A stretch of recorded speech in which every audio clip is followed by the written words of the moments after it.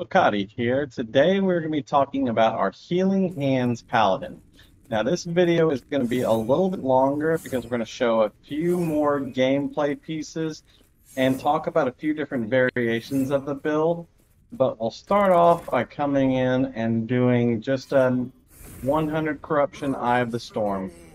Build play is fairly straightforward. You're going to use Holy Aura as your primary buff. You're going to maintain your sigils. You're going to spam Vengeance, and then you're just going to tank everything because Vengeance is proccing Healing Hands. Healing Hands is giving you Ward through one of the nodes on Healing Hands that we'll talk about. And it's a very easy build to play. So for most of the content, you'll just be able to tank whatever the game throws at you, and then you'll spam your Vengeance to do damage. Now we take Lunging Strike over Shield Rush because it procs Healing Hands whenever we Lunging Strike. And so we get a burst of ward and we do some damage to our targets as we're charging in. Lunge also gives us invulnerability on our charge, which means that if we're charging through something like a boss mechanic, or if we're charging into a pack of ranged characters that have just fired a volley off at us, it's not going to do any damage. Now, Vengeance only procs Healing Hands if you hit a target. And so if you don't have a target to hit, you can actually just hard cast Healing Hands to get a burst of ward and a burst of healing. You can hard cast Healing Hands to do damage too, but we'll talk about that later. It's definitely not the best use of your time to hard cast the Healing Hands. Now again, we're back on the boss, and we just spam Vengeance into the boss, watch our ward creep up, and do really solid damage. The build has tremendous damage capabilities, tremendous tank capabilities, depending on what you want to do with the build. Now, since we're using Lunging Strike, we're also going to go ahead and take the execute part of Lunging Strike so that we can execute bosses and save that last 15%. Let's see if this thing gave us anything useful. We'll take the ward for a second. It's not terrible. Little bit of extra ward doesn't hurt. Better than the lightning damage that we had. And so, again, that's how boss encounters work. Now, we'll go ahead and do a corruption push on this and kill... Okay, we got 2 gazes. I think down here. Plus 20, plus 20, 14. Yeah, any of these works. We'll start here. So we'll go ahead and kill a Shade. Again, fighting the Shade is going to be the same way. Use your Healing Hands to get a heal up and a burst of ward. Keep your sigils going. And then use Healing Aura as a buff to do some additional damage. And then just tank. Literally everything. Shade will melt.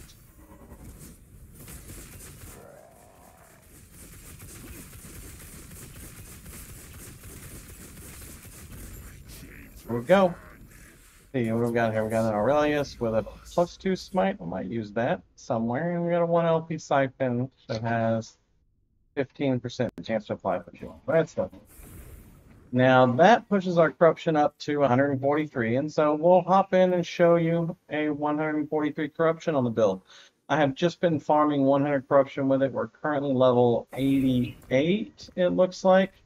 And so this is kind of what it'll look like in a 143 corruption. As you can see, there's not really much difference. You're just going to charge around, kill everything, and let the ward keep you alive. Again, if you get low on ward, then you can always use Healing Hands to get you up on the ward and get everything going like that. Now, I am actually short on poison resist, so I'll have to be careful around some of these poison guys that are in here. Let's go ahead and finish out this.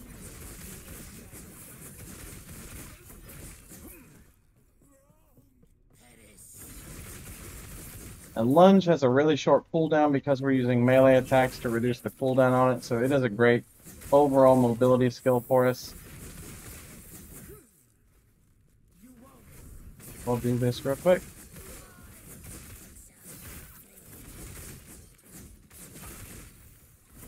Now, Vengeance does a few things for us. Vengeance primarily triggers Healing Hands via the Cleric's Hammer node on Healing Hands, and then it triggers our riposte, which we don't really care about the damage from Vengeance since all of our damage is coming from Healing Hands. But whenever we riposte an attack, we take 25% less multiplicative damage. So it's a great survivability node. And then Vengeance is also going to give us a few buffs to our damage from here. This node right here, which gives us Essence of Revenge, so Void Essences, which increase our melee damage and our melee void damage. And then this is global more damage while we're preparing to riposte. That means we have attacked recently and we have not yet riposted, which is all of the time. Now that is going to be the play overview for the character. We'll go ahead and swap over to the build guide and look at gearing, skills, and different options we have for scaling and playing our character. All right, let's take a look at the build guide for this Paladin. Now we're going to do things a little bit differently. Rather than having a preset build guide and then explaining why we made every decision, I'm going to show you kind of a growth of the character from like level 1 to 20, and then level like 20 to 50, and then level 50 to the end game on the character. So obviously we're going to start off with a Sentinel. I'm going to leave this as Paladin. We're going to start off as a Sentinel. And the first thing we're going to do is we're going to start leveling our Sentinel. Now, the 20 points that we spend in the Sentinel tree are pretty straightforward. We're going to take 8 in Strength for the fire resistance and the void resistance, and that also gets us the increased armor for the additional strength. Then we're going to take 5 in Armor Clad for the armor and the damage from nearby enemies taken. We're going to take 2 points in Relentless for the increased damage and stun avoidance. And we're going to take 5 points in Time and Faith for the health gain and mana gained on Rive, Vengeance, Smite, Multi-Strike. Now, we'll be using Vengeance on this build. But up to this point, you'll be leveling with Warpath. Warpath is a much better starting leveling skill than Vengeance is. And so Warpath will be our main skill chosen for leveling. For leveling our Warpath, first thing that we are going to do is make it free and make it fire. The reason we make it free is because we don't want to spend mana. The reason we make it fire is because this gives us a really solid scaling through a couple of different uniques. The main one of those being Fire Starter. Fire Starter's Torch. It's a scepter that makes us do more fire damage to enemies affected by spreading flames and hit them with spreading flames. And so if you have one of these, use it. It's phenomenal. If you have the option to pair it with Calamity, Tome of Elements, and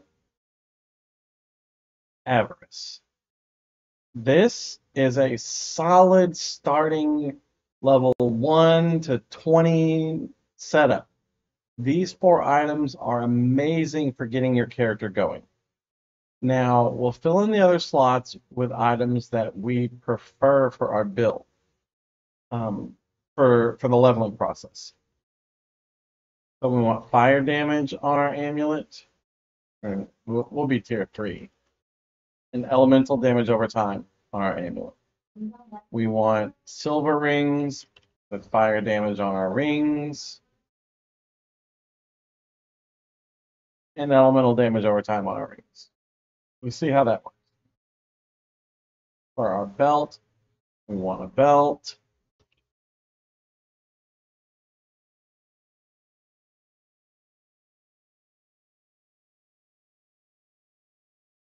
Elemental damage over time on our belt. And fire damage on our belt. This is pretty straightforward. All just to get you going. Boots. Movement speed is the most important thing that we can put on our boots. Just max out your movement speed, stick whatever else you want on there. It doesn't matter. For our body armor, I mean, realistically, we just want health.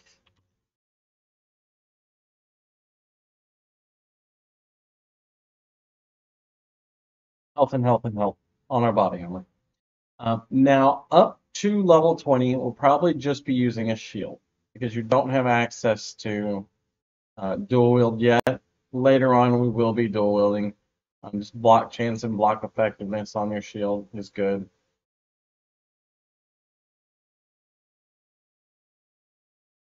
And then we'll go ahead and get another ring with ideally fire damage and LE fire damage over time. So those are the things that we're kind of shooting for here. And if you don't have access to a Firestarter's Torch, you can use any other scepter that you have access to. If you don't have access to a scepter, you can just use a sword or a dagger or whatever you can put in that spot. On our helmet, if you don't have access to Calamity, just use a helm, put some health on it. If you don't have access to a Tome of Elements, just get some relic and put fire damage on it, elemental damage over time. Avarice gloves are free for everyone, so everyone has access to these. Nothing complicated here. Fire Warpath, we get our leech from Avarice, as well as our increased leech rate, and then we get our damage from Firestarter's Torch, Calamity, and Tome of the Elements. Now, once you have, well, I guess we'll look at our other skills. So we're going to be keeping Lunge as our primary movement skill. And so while you're leveling, go ahead and pick up Lunge, and then pick up our kill threshold on Lunge. Now, once you have hit level 20 and you have moved into the phase of being a Paladin, we're going to go ahead and put points in our Paladin tree. And we're going to put points to get to Healing Hands. So Healing Hands is our next most important skill. Now you're going to continue putting points into your Paladin tree. These points are wonderful. Attunement is going to help scale our Healing Hands. The elemental resistances are very nice to have. Healing effectiveness and health is very nice to have. And right now we have moved up to, we're about level 35-ish. We're going to put 10 points in here. We're about 45-ish. So this will get us up to the 50s. We got probably 55, somewhere around there. What do we have? 25. So yeah, we're mid 49. We're level 49 plus whatever passage we're missing from that point. So we're in our 50s right now. Now, once you are in your 50s, you're going to have moved away from Warpath and into Healing Hands. And you can move into Healing Hands as soon as you have this node. Warpath, however, can carry you quite further along the path. But as soon as you have this node and this node, you can move into Healing Hands. Now, I would advise waiting until you get down to here. These point setups are where it's most ideal to move over into Healing Hands, and then we're going to replace Warpath with Vengeance. Now, Vengeance does a few things for us. The first thing it does is when we riposte an attack, it does 18% less damage to us. That's huge. It's a multiplicative damage reduction, and we can riposte a lot of attacks. Next thing it does is 20% more global multiplicative damage while preparing to riposte, which is all of the time, because we can riposte a lot of attacks. And then we're going to take Zealot's technique so we can riposte an additional attack every time we Vengeance. So that means every time we Vengeance, we get 3 ripostes for those attacks over the next 2 seconds. We're going to Vengeance anywhere from 2 to 4 times per second, depending on gear and phase in the game. So this solves a lot of our damage mitigation right here. We're going to move over and get increased attack speed as well, and then later on we'll come and take Perfect Riposte, Bolster, and Essence of Revenge. But this will put us at 12 points spinning the tree. So once you have 12 points in Healing Hands, you can put 12 points in Vengeance, and then we'll come over to Lunge and start moving down towards Unstoppable. Now this is where the build will move into the Vengeancing to proc Healing Hands to do damage. And so our priorities change. We're going to need to migrate our gear. And the first thing we're going to want to do is put Healing Effectiveness on our amulet. The next thing we're going to want to do is put Critical Strike Chance on our amulet. We're going to need that critical strike chance because we don't have the perfect gear for moving up, but we need a starting point. Now for a ring, same thing here. We're going to put healing effectiveness. And we're going to put critical strike chance. And on this other ring, we're going to put healing effectiveness.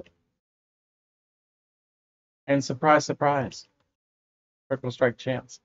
This is going to be a crit-based build, so crit is very important to us. We don't have the scaling that we need for it just yet, but we're working towards it. And so sometime between 20 and 50, you will need to farm Lightless Arbor with every Lightless Arbor key you have until you get a Peak of the Mountain. Now, as you can see, it's got a 40% drop rate on LP1, so very, very easy to get. Go ahead and do it. Get it. It's great for the build. It makes a huge difference in our ability to maintain the crits that we need. Now, for our main hand here, I'm going to recommend a dagger for a main hand because it's an easy way to get some early critical strike chance. And so you're going to get up to a hunting knife at level 44, and you're going to come over here and you're going to put some melee critical strike chance on it, and then you're going to come over here and put some attack speed on it. This is going to give us a solid attack speed with a very fast weapon and a lot of crit. Right now, as we're sitting at, we're at 65% chance to crit. Now, we're also going to remove our shield, and we're going to add our dual wield passive so that the game will let me fill in this slot. Once you are ready to start doing more damage and transition away from a shield, you're going to pick up dual wield. We're going to use a sword, and we're going to use the fastest sword we have access to, which is the Rustfoot. We don't care anything about the chance to poison on hit. It just happens to be the fastest sword that we're going to have access to at this point. Long sword is too slow. Gilded Rapier is higher level. Well, we'll say you're 52 and you get a Gilded Rapier. Now, the Gilded Rapier, we're going to want to put Crit Strike Chance and Crit Strike Multi. Now, it's already got a base for Crit Strike Multi. Increased Critical Strike Chance and more Crit Strike Multi gets us up to 75% chance to crit and 276% Crit Strike Multi. So we're starting to scale our critical strike. This is where a large portion of our damage is coming from. Now, this is with average rolls and everything. If you've got great rolls, it gets even better. But we'll just go ahead and assume that you have average rolls on it.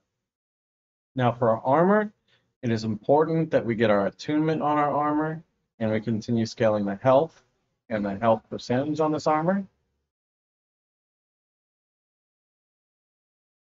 For our belt, we're no longer going to need elemental damage over time.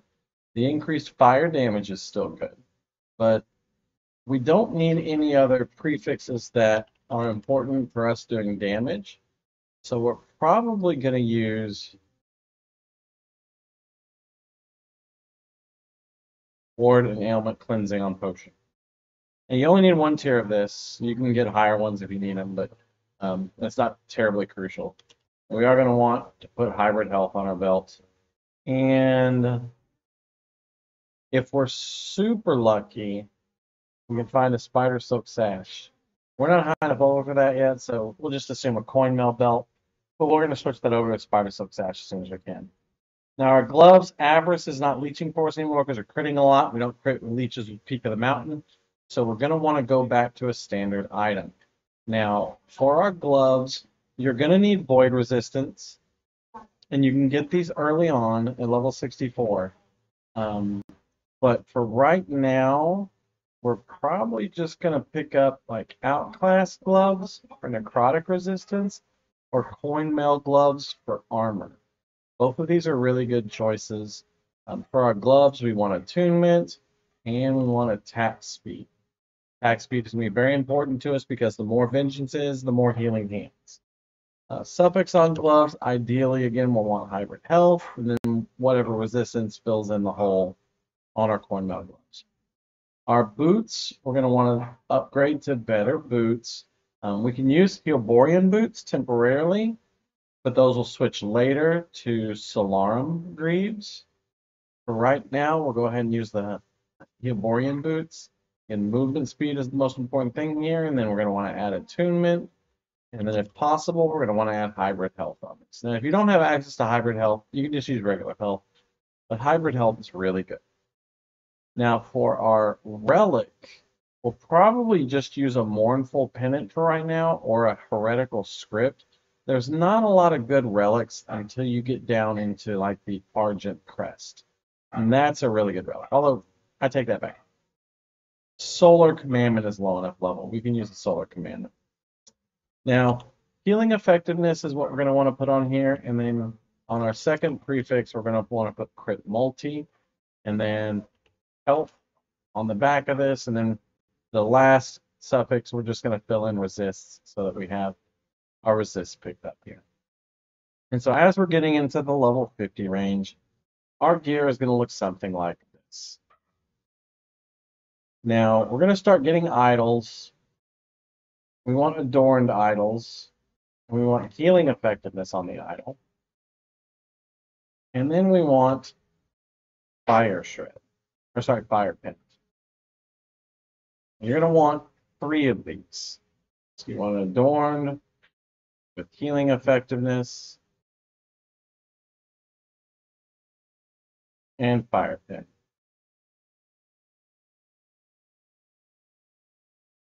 And then adorned, healing effectiveness, and fire. Now, if you get a 4th one of these, you can put it right here, but that will be changed later to an ambition. Now, our passives are looking good. We've leveled our skills more. We've picked up Holy Aura. We've picked up sigils. Holy Aura, we're going to go 1, 2, 3, 4, 5, then 1, 2. This is a huge boost to our damage. Global fire damage and fire penetration. And we're going to move down and pick up attack speed, improve crit chance, and crit multiplier. And we're not going to have access to quite this much yet, so it'll probably look more like this. I have 17 points in here, and we're going to get more points in Healing Hands. And so in Healing Hands, we're going to move over to Ward for Attunement, and pick up Healing Effectiveness here, and Upfront Healing here. Lunge, we're going to finish this out, pick up our Invulnerability. So we talked about this a little in the gameplay, but Unstoppable makes you invulnerable while lunging. That means if you leap into bad stuff, you're immune to everything on the way there. If you leap towards a group of archers that have already fired at you, you're immune to all of their damage. It's a very powerful tool. And then for Vengeance, we're going to go here. And then our last 3 points will be 1 here and 2 here. Our Sigils of Hope, I really like going here first to automate some of the sigils, then going over here to pick up the extra sigil, and then going down here for healing effectiveness from our sigils. And so that'll look like that. Now at this point, we're going to be getting on into probably about level 70, 75. If we're lucky, or if we had one sitting around, we were able to find a Throne of Ambition. That'll go in this slot right here. We want to get some of our prefixes moved up, and so let's say we found a T7 prefix on our dagger. That's phenomenal for us. Let's say we found a T7 prefix on our sword. That's phenomenal for us. We even got lucky and we moved our hunting dagger up to a Sai. This is the best dagger that we can choose from because of the 1.18% or 1.18 base attack rate and the 4% critical strike chance. Our Gilded Rapier is a great choice, but we really would much rather have a crystal sword because the melee elemental damage and the melee attack speed combine to be better for us than the crit multiplier, in my opinion. If you don't, you can still use a katana or a Gilded Rapier. If you don't have a good crystal sword, those are still solid choices for you. But I really think the crystal sword is kind of our bread and butter here. Now, ideally for our suffixes, we're going to really want shred armor. We are hit based. So we want as much shred as we can get on these things. Shred armor is just such a powerful trait for any hit-based class. And then we're also going to want some source of fire penetration, because fire penetration scales our character very, very well. So we'll get fire penetration on here as well. Now, if you're lucky, you can seal off a frailty, and this will give you access to frailty as well. We attack very fast, so just one tier 1 frailty is more than sufficient for the stuff that we're fighting. Now, since we leveled up, we picked up a spider silk sash. We changed our amulet over to a bone amulet. Our rings, we got really lucky, and we have a copper ring and an ivory ring. Copper rings give us a little bit extra crit that we need. Ivory rings helps us get that necrotic resistance that we need up. Solar Commandment is good for damage, but you really can't pass up on an Argent Crest or the cold and lightning resistance. Very, very good item here. And then we're going to switch our boots over to Solarum Greaves as we're leveling so that we get all of our elemental resistances resolved. Now we don't have to worry about any of our Ellie resistances. Physical resistance we need. Necrotic resistance we're mostly okay on, and you can get a little bit more from the tree from this. We are going to need a source of poison resistance, and so we do have an open slot on our belt right now. So we're definitely going to put a poison resistance on our belt. Like I said, we can use void gloves to get void resistance here, but we have been getting more passives, and we have some options to do things with our passives. And so one of those is resistance and void resistance and a little bit of crit multi here. That gets us physical resistance up, our void resistance up, and gives us a little bit more damage through the crit multi node on Void Knight. Now we are still lacking a little bit in resistances, and if we're really lucky, we can seal off Fizz resistance, and we can seal off some Void resistance, or maybe we just got better rolls and everything is capped already. And so our resistances are looking great. Our health is looking great. Our crit strike chance is overcapped. Our crit multi is looking solid. And so we have really put this very well together. Now we're getting up probably 70, 75 level now. Our skills are getting finished off, so we're putting the final touches on our skills here. Lunge, we're going to go ahead and take some frailty and some immobility. Healing hands, we're going to go ahead and take some additional upfront healing and some additional healing effectiveness here. Holy Aura, we're going to go back and finish out our attack speed and our crit here. And then Holy Aura, we're also going to take this 1 point in Flame Burst. I really like this point because it's very, very cheap, and Flame Burst scales well enough with our build that it gives us some extra clear versus large groups. And then Sigils of Hope, this point right here is really solid. We have a lot of flat damage, but this is very, very cheap to get access to a little bit more flat damage for our build. Potentially go down to here as well, depending on how good your healing effectiveness is. These are kind of interchangeable points that you can spend here. Now our passives, we're going to work on our passives a little bit more. And so we go over into our Paladin tree. And we want to take Divine Essence here. A free 10% chance to not die doesn't hurt. And then we're going to just start dumping points into Light of Raya. Honestly, the move speed is more valuable than the fire damage is, but we'll take the fire damage absolutely. This puts us at about level 78. Now, this is kind of where you're going to start just farming your blessings, getting these all correct. For our first blessing here, we absolutely want Crit Strike Multiplier. It is a phenomenal blessing to have. For our Ending the Storm, we don't really have good choices here. If you don't have the Argent Relic, you can get your lightning resistance from here. This ward decay threshold is probably better than this ward per second here because we generate a ton of ward as is. This health regen is really not valuable to us. Nothing else in this tree really makes a big difference to us. Over here on Reign of the Dragons, we want critical strike avoidance. This, with our passive, caps us. We're golden. We can get to 100% critical strike avoidance here. We're close enough to it that it doesn't matter. You can splash some critical strike avoidance on a piece of gear if you really need to, or you really feel sketchy, or if you're playing hardcore or something like that. Now, for Age of Winter, 25 to 55% armor is great. I don't see any other reason for us to take anything but that for now.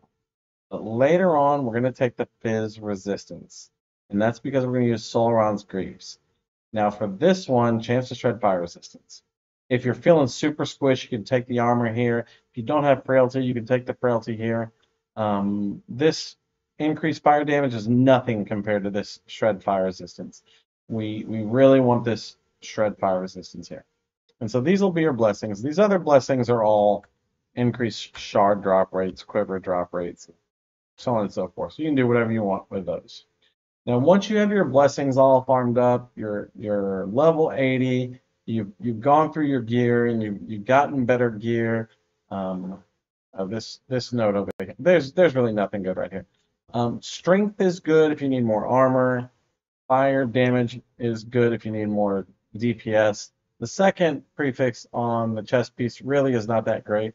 I'm actually an advocate for getting a 3LP or a 4LP chest that gives you some other benefits, and then slamming attunement health into it is probably a better choice. Obviously, we're not going to be using infantry halberds anymore. Probably a champion regalia is best, but it is level 86 min requirement. I would say your second best choice, Myrmidon plate, if you need the critical strike chance, or noble plate if you need the lightning resist, augury plate if you just need the armor, or Solarum plate if you want some extra damage with a little bit of endurance on there. We're never going to be using the endurance stuff, but the extra fire damage on here is probably more useful than the rest of it. Now, if you're super lucky and you got a peak with legendary potential, we can slam a T3 or a T4 healing hands onto it. And then we can come back over into healing hands, and we can increase our healing effectiveness here. We can increase our healing effectiveness here, and give a little bit of a bonus to our dot that we get that heals us over time. And so those are really good choices. You don't really need a T4, so I would sell that on the marketplace for millions of gold right now and just use a T3. But this is a really, really solid option if you do get an LP peak of the mountain here.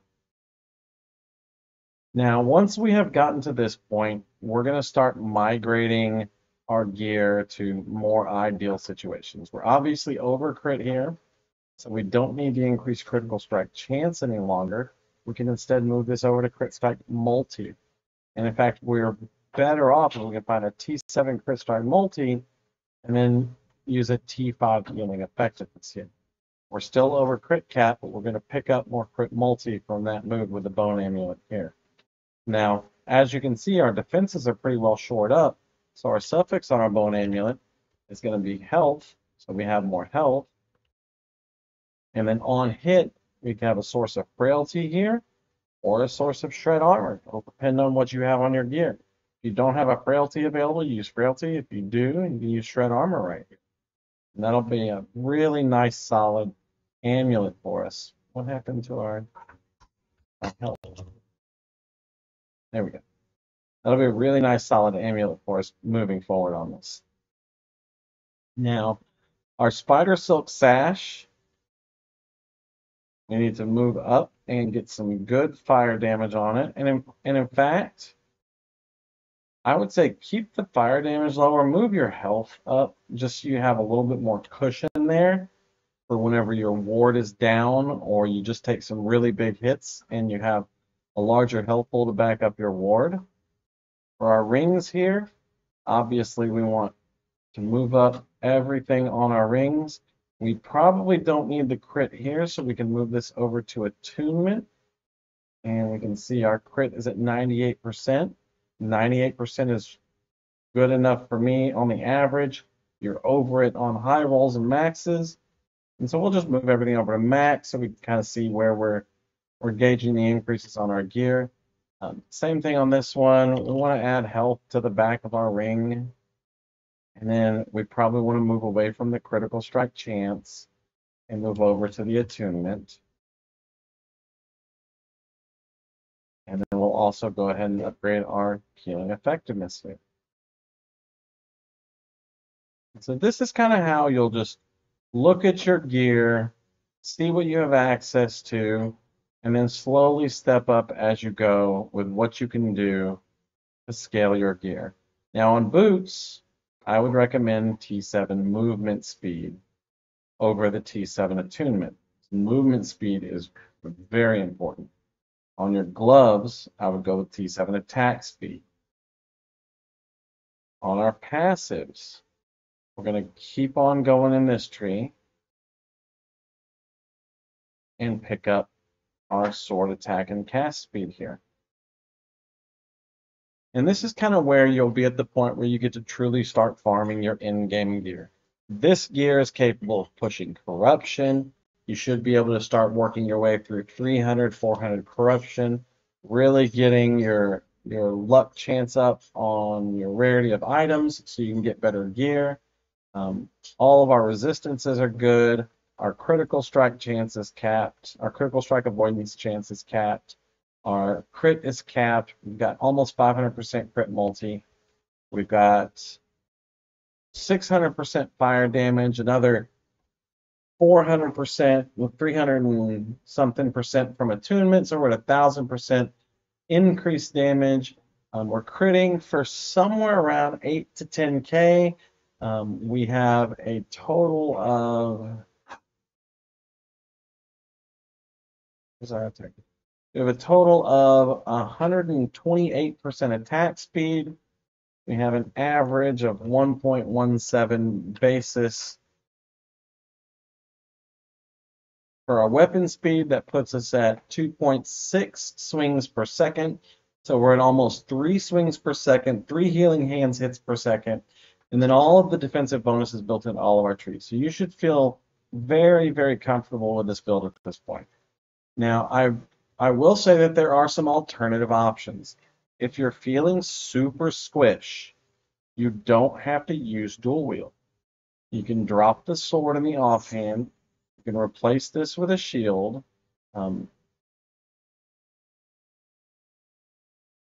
There we go. Replace this with a shield. I would recommend either Raye's Light for obvious reasons, healing effectiveness, increased fire damage, good block chance, good block effectiveness. Or if you're high enough level and you have one, a Bulwark of the Last Abyss is phenomenal. It's got huge block chance on it, decent block effectiveness, increased armor, and 70% crit multiplier during Apocalypse, which you're going to be in all the time because Healing Hands is keeping your health at 100% all of the time. And so every 3 seconds, you're getting Apocalypse for 3 seconds, and it'll give you the defense layer you need without completely sacrificing your offense. Now, we are going to be short on crit a little bit going this road, so we would have to give up one of our attunements here and move this one over to critical strike chance. That way we can still be at crit cap on that. And so this is another good option. Now, if you don't want to go the full shield route, you can use a two-hander as well. And so using a two-hander, you give up the penalty for dual wielding and taking 9% extra damage, and you still gain access to a large number of offensive stats on your gear. And so you can do that as well. There are several two-handers that work very well with this build. Lucerne Hammer has a 10% base crit, and so that'll help you keep your critical strike chance up while still being able to put crit multi on it. You can use the Radiant Axe, which has Fire Pen and 120 melee damage on it, and you'll need a T7 melee crit chance on that one, though. It's a little bit slower, so you'll probably want to run attack speed.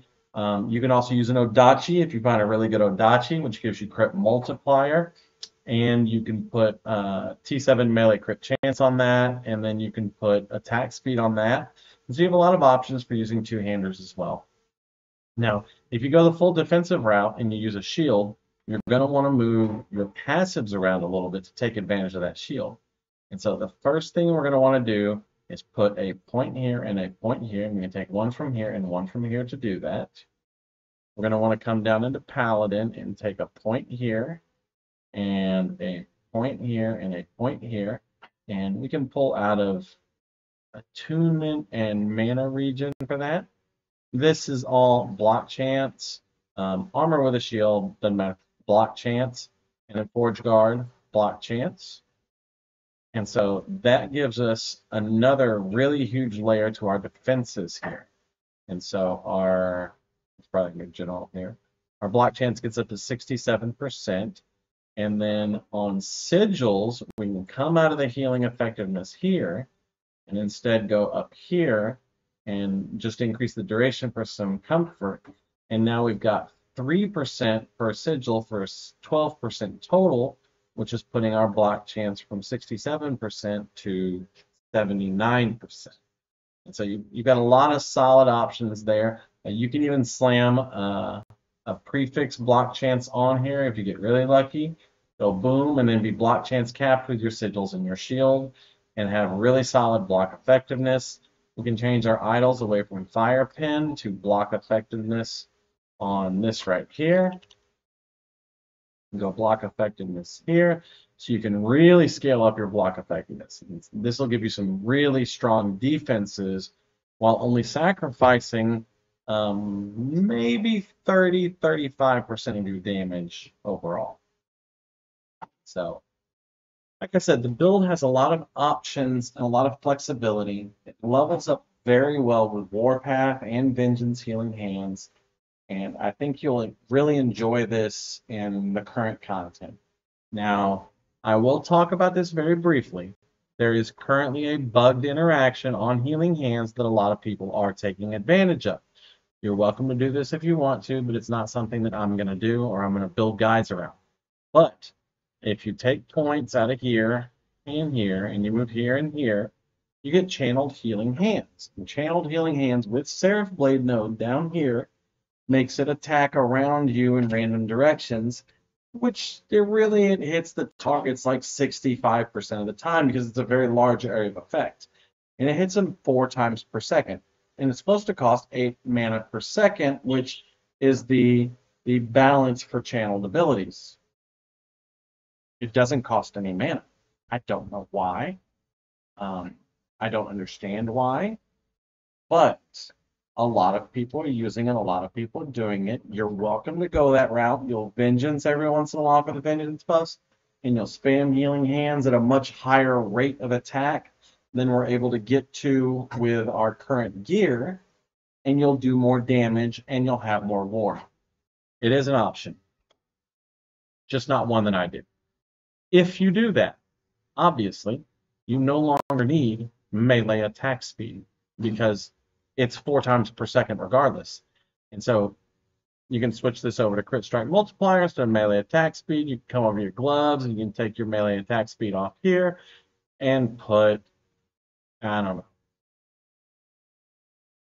strength, attunement, something else useful on here.